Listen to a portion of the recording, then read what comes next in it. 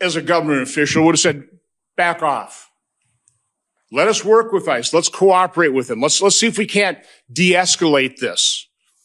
But Attorney General, you did the exact opposite.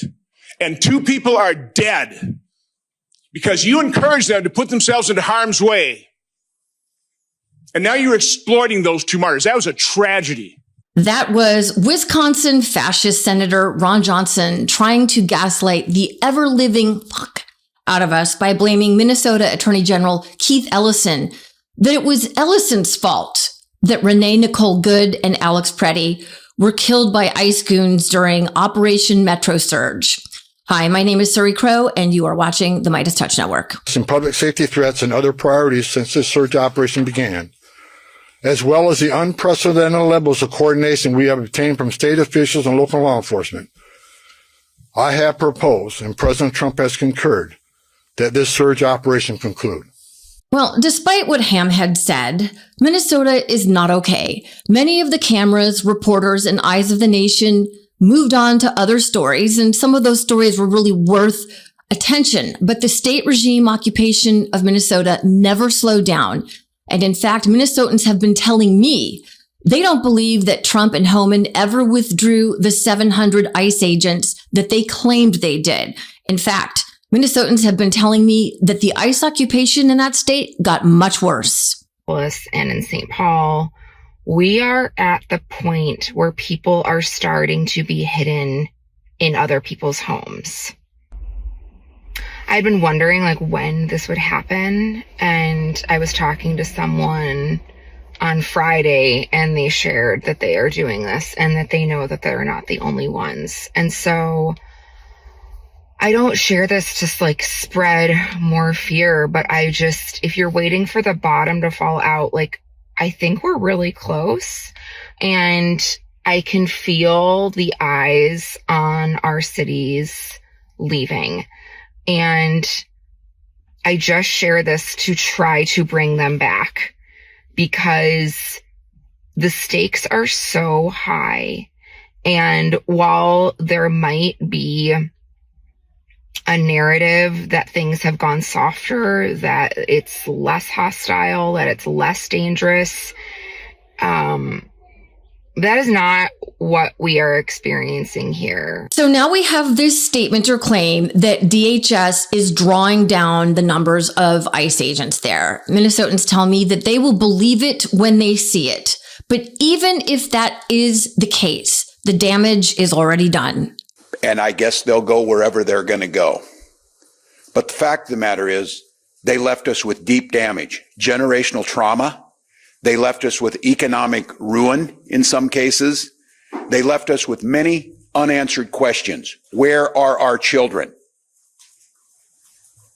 Where and what is the process of the investigations into those that were responsible for the deaths of Renee and Alex? Ah, yes, Renee and Alex. Remember last week when we heard that the Trump regime was going to cooperate and share information and evidence on the scenes of both of their murders? That's my word. Yeah, well, it hasn't happened. I've been talking to the Minnesota Bureau of Criminal Apprehension, also known as BCA. And as of February 12th, BCA tells me that their investigators have yet to receive access to any crime scene evidence by the FBI or DHS. But sure, it's all Attorney General Keith Ellison's fault, right, Senator? Let us work with ICE. Let's cooperate with them. Let's see if we can't de-escalate this. But Attorney General, you did the exact opposite. And 2 people are dead because you encouraged them to put themselves into harm's way. And now you're exploiting those 2 martyrs. Oh, so it's all about cooperation, is it, Senator Johnson, as the Trump regime has shown itself to be so willing to do? You see, the Republicans are fascists. They are not our friends. And we need to continually remind our elected representatives of that there is no more friends across the aisle. And no better example of the congressional hearings we've seen lately with people like Ron Johnson and others, just absolutely gaslighting and ignoring the atrocities happening in America. And, on the same day that these Metro Surge drawdown statements went out, Minnesotans tell me that ICE agents were seen crawling all over the Hennepin County Medical Center, even refusing to leave critically ill patients' bedsides, standing there armed, which is a violation of HIPAA. Healthcare workers describe feelings of intimidation and fear, as you can imagine, of just trying to go to work at the hospital to care for, sick people. For example, this is from Minnesota Public Radio. One hospital worker said that concerns were so grave that she started to carry her proof of identity on her. She tells NPR that she's been carrying her documentation in a Ziploc storage bag since February of 2025. And she says, I have my blood papers. I have my tribal papers. I have my birth certificate. I'm literally indigenous to this land, but I have to carry all of my documentation because I know they will take me too. This is an indigenous woman. Like, she is the first American. Her people are the first Americans. And these ICE goons have been kidnapping Native Americans, going in and kidnapping them away from tribal areas. They want to go right in onto the tribal areas and remove them to where? This is where they come from. They literally come from North America. I mean, it just makes my blood boil. And it's just overt white supremacy, which is what this regime and everyone who supports it is all about. Trying to kidnap indigenous Americans off their own land that Europeans stole is just some absolutely crazy, insane work. Bottom line, it's great news that Governor Walz and DHS say that the ICE occupation is ending in Minnesota. But what's that phrase? Once occupied by a violent thug army, twice shy. So we'll wait and see if this is actually true. Either way, we know that these terror squads are not going away. Trump and Stephen Miller will dispatch them to the next blue state, and they are going to release the Kraken come November. Trust and believe me, this is Trump's voter intimidation squad. So stay woke. And Minnesotans are really hurting right now, whether or not the ICE occupation does disperse. Many of these families, parents, and folks haven't gone to work. Their kids haven't been able to go to school because they have been so afraid to leave the house. If they're even hiding in their own homes, as you heard earlier, many of them are hiding in other people's homes just to avoid, being kidnapped.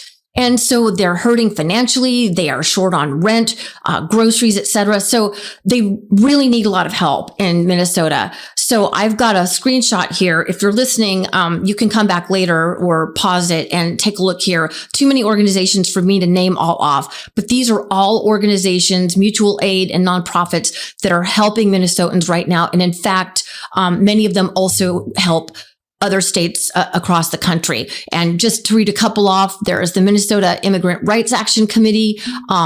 There's the Immigrant Defense Network, which is a critical area because so many of these immigrants desperately need legal counsel and legal defense. And we know for a fact that DHS at these so-called detention centers is not giving them access to legal representation, which is against the law, by the way. There's the Immigrant Law Center. There's the Advocates for Human Rights, just a whole slew of them there. And again, you can take a look at that screenshot or go to the website standwithminnesota.com. But please, let's pour into these people. They have been traumatized. As Governor Walz says, this has caused generational trauma for people, children, and, from children to the elderly. Can you imagine being hunted like this when you're in your late 70s or 80s? My God, many of these people escaped authoritarian regimes and they come here to the land of the not so free. It's really horrific. So I really want to amplify that and boost these organizations. And let's do our best to lift up Minnesotans because we know there is going to be a need, possibly in my state or yours next. And I'll leave you guys with this statement from Minnesota Jenny, who says, if ICE does leave Minnesota, they might come to your state next. This isn't over for our country, just our state. The rest of the U.S., we wrote the playbook. Now it's your turn to rise up. I couldn't say it any better. You guys, Minnesotans have shown us the way. And I mean, enormous love. Can I make a big heart? You guys have just been fantastic. the courage and bravery that you have shown standing up to these fascist monsters has been inspirational, not just to those of us here in the United States, but across the world. So, I stand you. I'm sending lots of love and healing vibes your way. And let's just remember to stick together, because that's the only way that the Minnesotans made it through. They would not let go and unlink of each other's arms. So my prayers are with you. And I'm praying for justice for the families who have been so deeply, deeply hurt by the Trump regime. All right. I will see you guys back here soon. Remember to follow my socials below. And as always, hold on to your peace. The truth is more important than ever. Check out our new Truth Over Lies collection at store.MeidasTouch.com. All 100% USA union made.